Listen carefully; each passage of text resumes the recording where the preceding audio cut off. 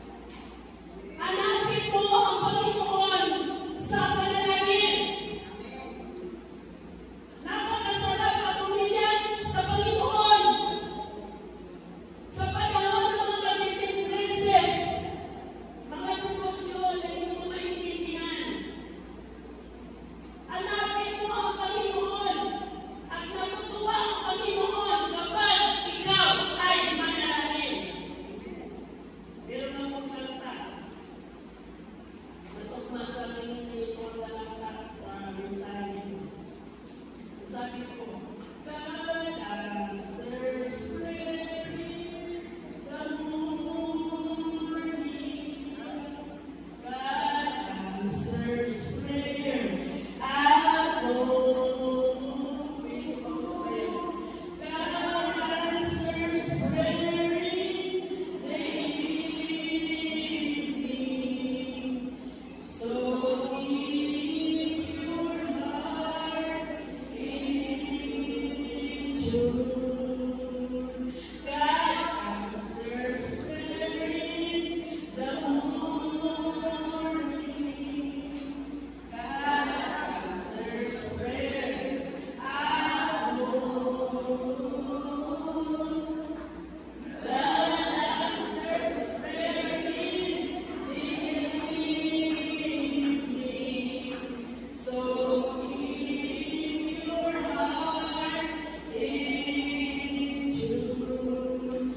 Talk to the Lord in the morning. To the Lord through the day. To the Lord in the evening. So keep your heart in tune. The words to keep your heart in tune. Yung, halimbawa sa instrumento, bago tugtugin mo, hindi na nakatulog yung bata. Ibig sabihin, yung puso natin ay maayos sa harapan ng Panginoon. Kapag tayo mananalangin, ang devotion natin kanina tungkol sa mga nalalagay at galit. Hindi tayo makapag-pray para sa kisamilaan ng Panginoon at lang ng kasalanan. Psalms chapter 6 verse 9 in IV version po ito. The Lord has heard my cry for mercy. The Lord answers my prayer. Ang sabi niya, tumatawag sa Diyos ang walang pag-asa. Sila'y ligtas sa hirap at pusa. Ito po yung sinasabi na tayo mananangin. Ang kalandahan lamang, napakapalad natin, dahil ang Diyos natin pinatawagan. Kahit anong oras, o kahit anong oras, magdamang maghapon. Pwede ka mananangin ng umaga, pwede ka mananangin ng tanghali, hapon, gabi, madaling araw, alas 3 ng hapon. Nang alas 3 ng madaling araw, pwede ka mananangin kahit sa oras, kahit sa dako, kahit nasa ilalim ka ng mangga, sa silong ka ng pulong baboy. Pwede ka tumawag sa ating Panginoon ang makapangyarihan sa lahat. Psalm 66 verse 8. If I regard iniquity in my heart, the Lord will not hear me. Ang sabi ko sa kasalanan na ako magpapatuloy, hindi ako naringin nitong aking Panginoon. So, napakalaman po, mga naman sa ating panalangin. Pagkaman tayo dati ay makasalanan, ngunit dilinis na tayo banal ng dugo ng Panginoong Yesus. At tayo pinagkukulang, hindi na nakatawag natin sa mga kasalanan, dilinis na po tayo banal ng dugo. Tayo pinagkukulang at nagkakamali sa Kanya. Kaya tayo pinalagin humingi ng tawad at lumanagan ayon sa Kanyang bagong palatuntunan. Ang sabi po sa pangalawang Kronika 20 verse 3, and Jehoshaphat feared and set himself to seek the Lord and proclaim a fast throughout Judah. Nagproklama po siya ng, sabi na sa pumunta, sa tawagan ng mga pumunta, upang mananangin tayo at magayuno. Magdeklara tayo ng panalangin at pagayuno. In Old Testament times, kapag nag-declare po sila ng prayer and fasting, ibig sabihin ay malugtog na pagsisiyasat sa sarili. Ang the word malugtog, malalim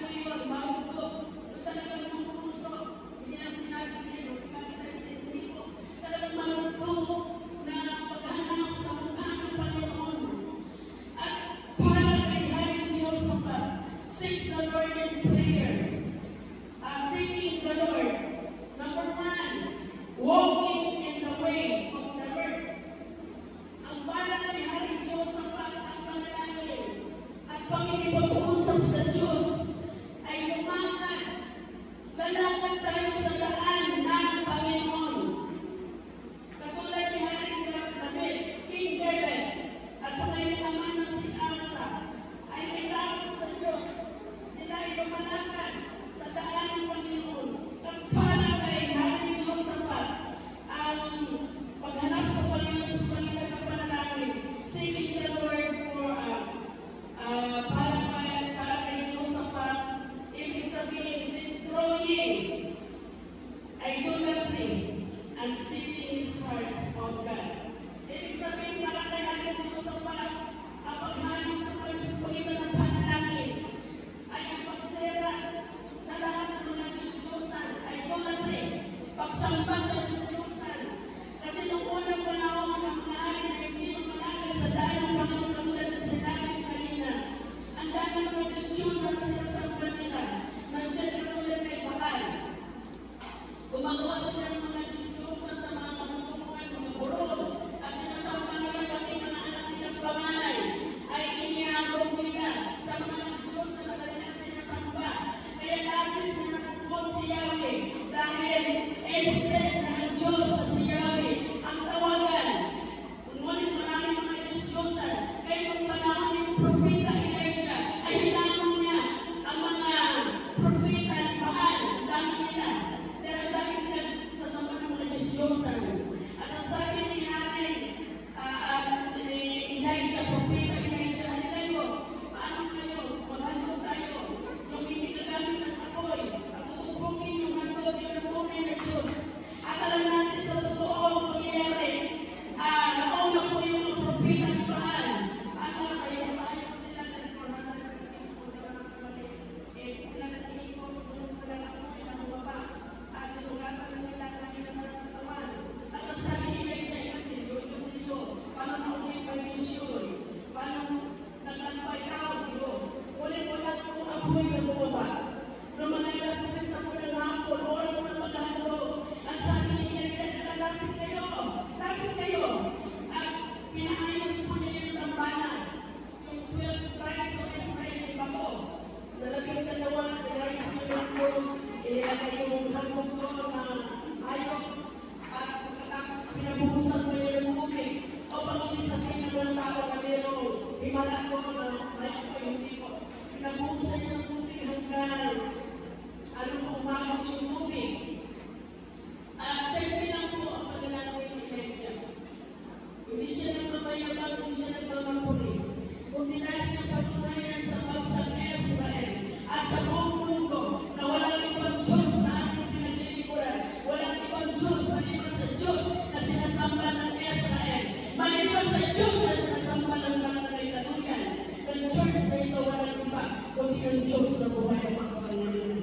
Pagkatapos sa pinang panalangin ni Elijah, Yahweh, patunayan mo sa oras na ito na ikaw ang tunay ng Diyos. Bigla po, bumagsak yung apoy sa handog ni Elijah. Pati putik ay talagang nawalan. Ang lahat ng mga army patinapak. At sinabi nila, si Yahweh ay tunay na Diyos. Si Yahweh ay tunay na Diyos. Bigyan po natin ng the best.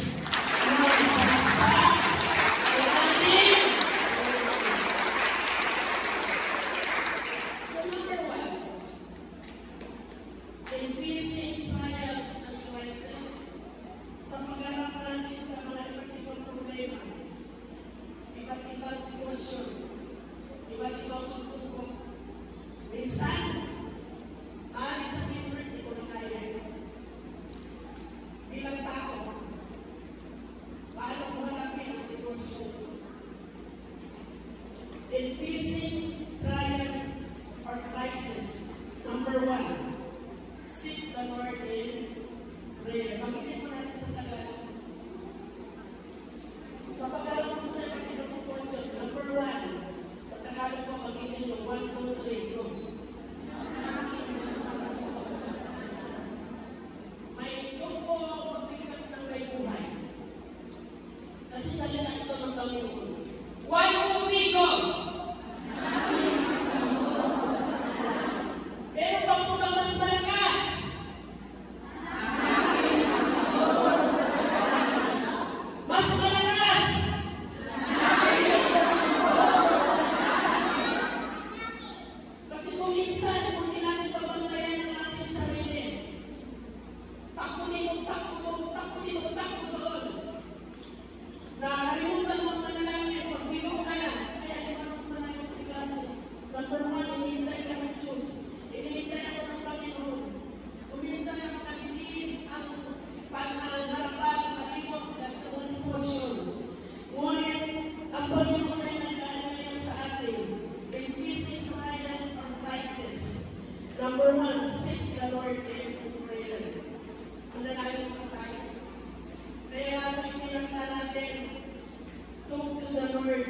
morning, usap ka sa word. Sa pamamagitan ng panalangin. Napakahalaga po ang panalangin. Dahil ang Lord, ang Panginoon, tumutugod sa panalangin.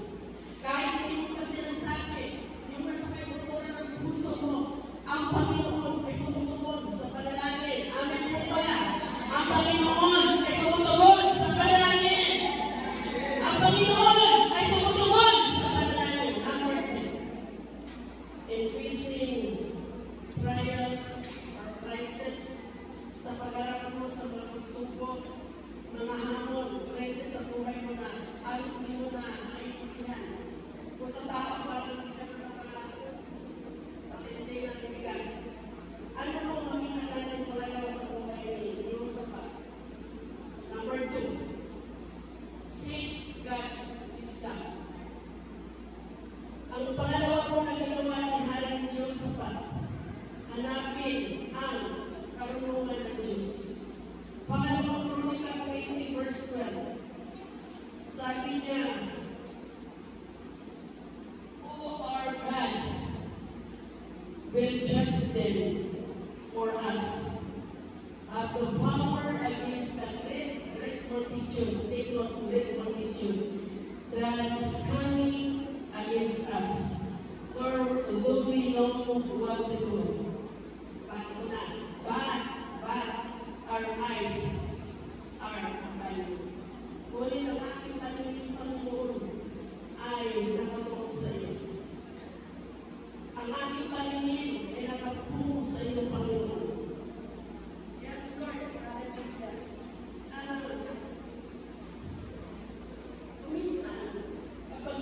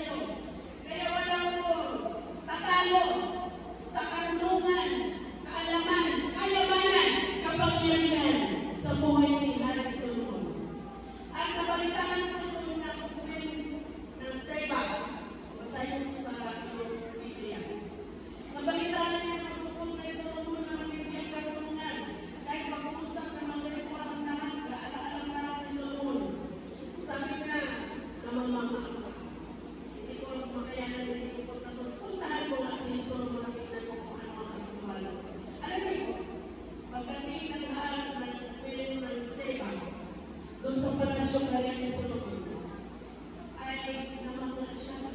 Sabi ni Nanuel, King Solomon, wala ka pa sa kaligtingan yung aking narinig. Purihin ang Diyos. Purihin ang Diyos. Nakita ng Queen kung paano nag-serve yung mga alipin sa kalian. Nakita ng Queen makasamata ang mga daming hayop na pinapalayan ni Daphne para pagkain ng palasyo, mga taong naglilipon sa palasyo. Nakita niya ang pamihirang kayamanan. Nakita niya ang pamihirang karunan ni Hari Solomon. Kaya muli sa iyo, wala pa pala sa kaligtingan yung aking narinig. Nakita ko ang higit na kapangyarihan ng Diyos. At pagkatapos, nasubok ko ang kapangyarihan ng pag-aaral sa kanya. Huwag niyo po nabasa sa salita ng Panginoon sa kasaysayan ni Solomon. Meron po dalawang babae na nagtitinda ng panandalian ng aliw. Yun po ang nasa Biblia. Ayon sabay po sila ng dalang tao at ayon sabay po sila ng anak. At ayon sa Biblia, marami na muna lang yung isang babae na lalaki ng isang araw sa ulo naman ng isa dahil kung halos sa kayo. Sa haba ng pulong nilang gabi, yung isang babae, yung isang ina, nagdadalan. Hindi ko alam yung pangasin nyo, nagdadalan.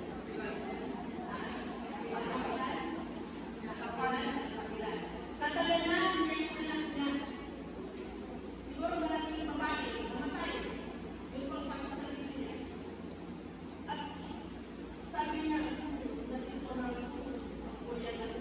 Ang ginawa niya, ipinalit niya doon sa kasabay niya ng anak, doon sa mga ginawa niya yung buhay ng anak ng babae.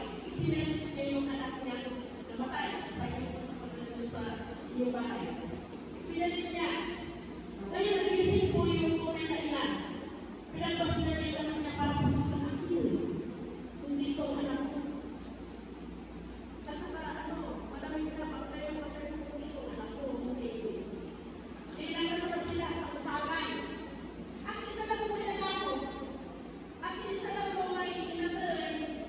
Eh, mabilay anak ko na lang mo. Isa lang mo na imabilay anak mo. Sa sarap na, hindi yung katantalan, hindi yung pasok ko.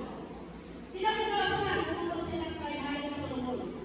Ang galing ng dala ng mga babae. Ay, halos hindi maano yung ingay nila. Ipasok ko na sa hindi! Anak ko tayo mabilay! Hindi! Isa lang mo! Kung may kaya na talagang sansalan na. Ang sabi ni Hari Solomon, inutusan niya yung kanyang isang sundalo. Kumuha ka ng tapat.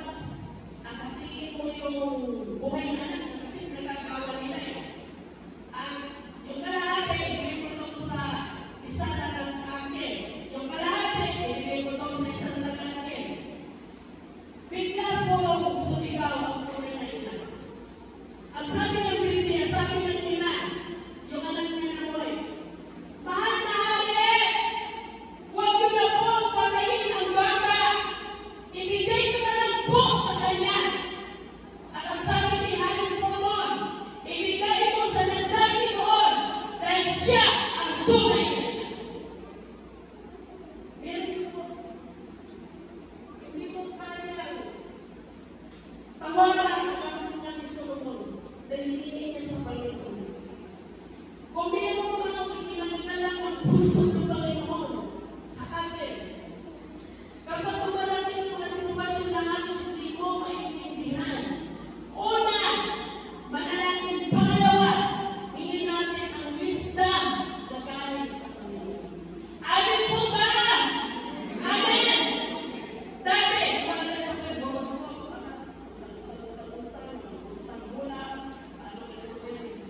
pero inilipas na tayo ang Panginoon. Ang karunungan ng iman magkamali ay ang karunungan na galing sa ating Panginoon.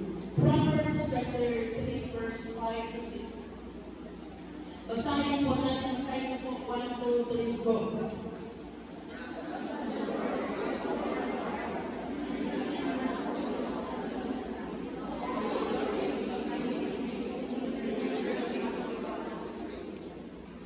Ang sabi niya, trust in the Lord.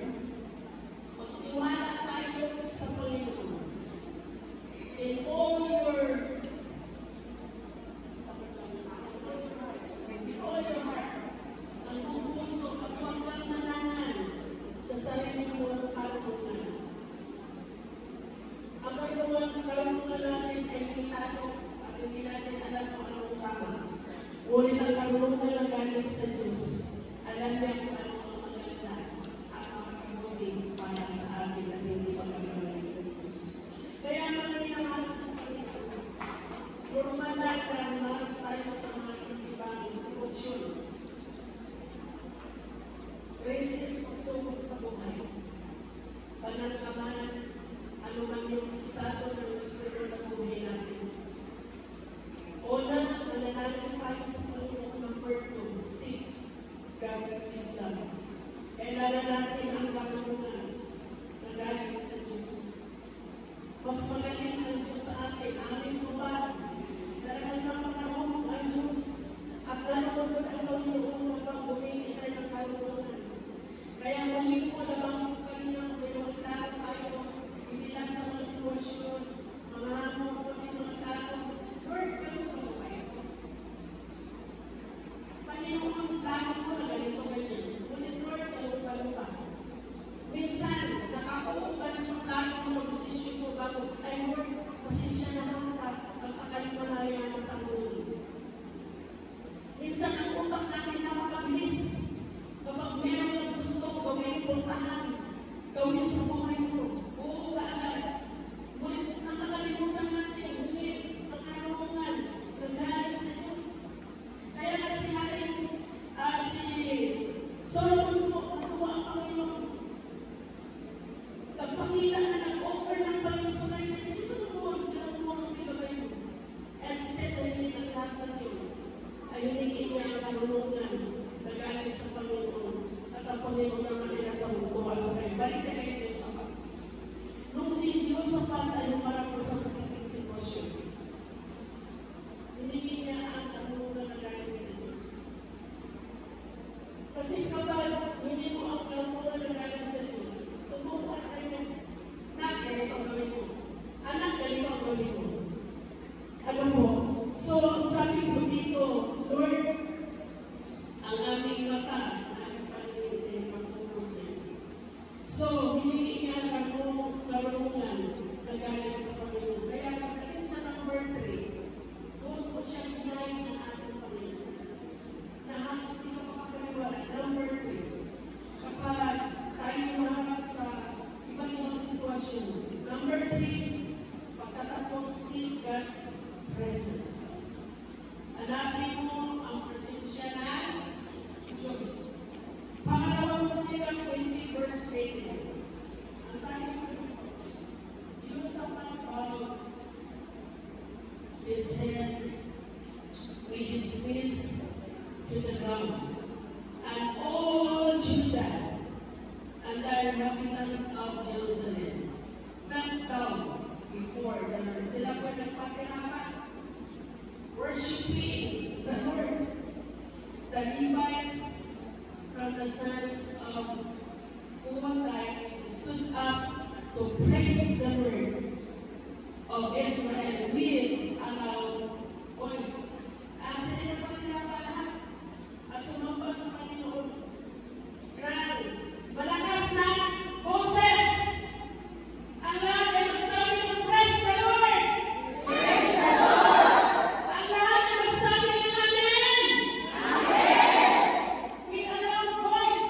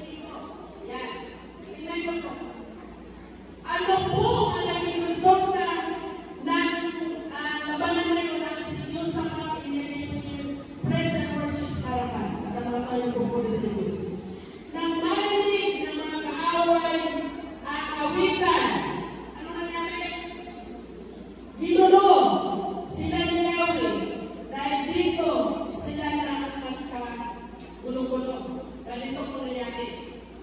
Nung marinig, ng napakakapal na kalaban ni Josaphat, umarinig niya ang praise and worship sa napakalakas na boses na galing sa puso. Ang nangyari, inunong sila ni Yahweh, yung mga kalaban. At sila na mismo ang nakatayan. Dito po yun. Wala nang ginawa siya ng Josaphat at ang kanyang nasasakupan. Nanood na natin sila. At ayon sa Biblia, lahat ng kalaban nila ay nakahusay. Sayo po sa inyo makain. Nakahusay. Lahat sila ay namatay. Dahil sila na yung naglaban-laban eh. Iba yung pagkat ko na nagsasabi sa sila mismo na ang naglaban-laban at sila na nagpapatayan. Hindi na napagod at hindi na pinanod ng Panginoon si Josaphat at ang pagkat niya dahil hindi nila panalangin, karunungan at presensya ng ating Panginoon. At ano pong nangyari pa? Hindi lamang sila nagtagumpay sa matinding laban na yun. Hindi lang sila nagpaglaban eh. Yung mga kalaban sila nagpagpatayan. Anong mag-isang pa? Verse 25. O nandiyan po. Ganito, anong yan po? Basahin mo po. Wato ko tayo.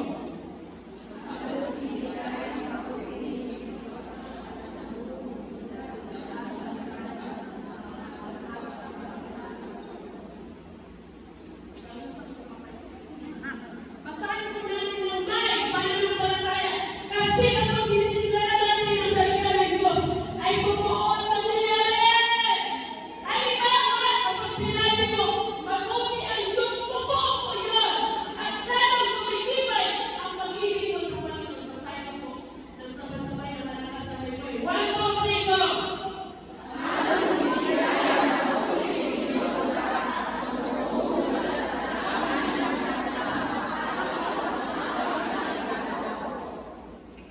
Purihin ang Panginoon. Hindi lamang sila pinagtagumpay. Kasunod, ang matinding kasaganaan. Meron na po natin sila tayo ang buong kalaban. Anong ginawa ng Panginoon? Hindi lamang pinagtagumpay. Sila ay pinasaganan ng Diyos. Dahil natalo na po mga kalaban ng Diyos sa pagtatong araw, nung hinahakot nila Adam, sama-sama sila nagkakot, ng lahat ng mga kinambangan, bilang pinto, pagmigma, pagkain, damit, etc. Sabi ng Biblia, halos hindi nila kaya makuhin. Sa loob ng tatlong araw, hindi lang po sila pinagtagumpay. Sila ay pinasaganan ng ating Panginoon. Kapatid ko lang, sa iyong pagtatapat sa Diyos, sa kabila ng mga pagsubok na minsan hindi mo na maintindihan, nanatili ang tapat sa Panginoon. Tandaan mo ito, dahil sa pamamagitan ng panalangin, karunungan na galing sa Diyos at pasensya ng Panginoon, ay ibabalik sa iyo ng Panginoon ang mga nawala sa iyo. At bukod sa katagumpayan, ulitin mo ibabalik ng Panginoon ang nawala sa iyo. Napakalaga po ang pasensya ng Diyos. Napakalaga po ang pasensya ng Diyos. God's presence brings peace. Sa presensya ng Panginoon, nadalalakan mo kapayapaan. Kahit ako malakas ka ng hindi ko subok, hindi ka pupunta pa sa tulog sa pasok, hindi ka makakain, hindi ka pupunta dito. Kahit ano ang pinagdadaanan mo, dadaanan yan sa buhay mo, God's presence brings peace. Magdadala ng kapayapaan. God's presence brings healing. Yun ang nangyari sa akin kasi noon. Kung wala kang Panginoon, ngunit pumingin ang Diyos. God's presence brings joy. Meron tayong nagalalan. Kahit nasusubok ka man ng balataya mo, basta na naikagalalan ng patuloy na lingkod sa Panginoon, God's presence brings freedom. Ano po kalayaan at dito po sa huli na nabanggit natin ay kasaganaan. Purihin po ang Panginoon, kaya may kagana. In your presence, there is peace. In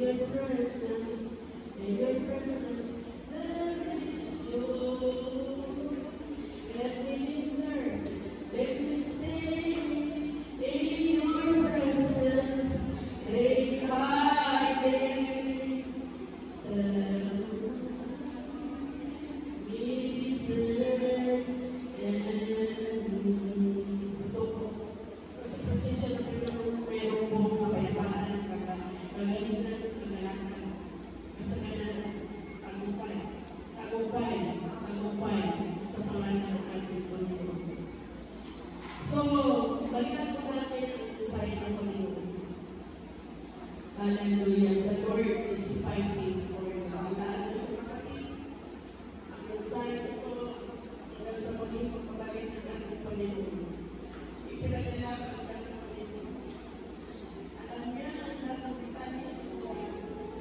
Ipinaglalaban tayo ng Panginoon.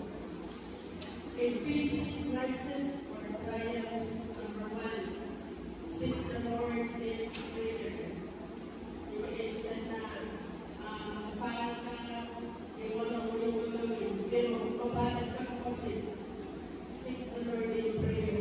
Hanapin mo ang Panginoon sa panalangin. Number 2, seek God's wisdom. Hanapin mo ang karunungan ng Diyos. Katulad ni Halimbawa sa binigyan siya ng karunungan at binigyan siya ng karunungan. Seek God's presence. Ang napakahalaga po ay ang presensya ng ating Panginoon. Dahil wala sa akin tayo makakita sa presensya ng Diyos. Wala sitwasyon na hindi tayo nag-iisip ng Panginoon sa presensya ng Panginoon. John said that, so I know the Lord will answer all my prayers.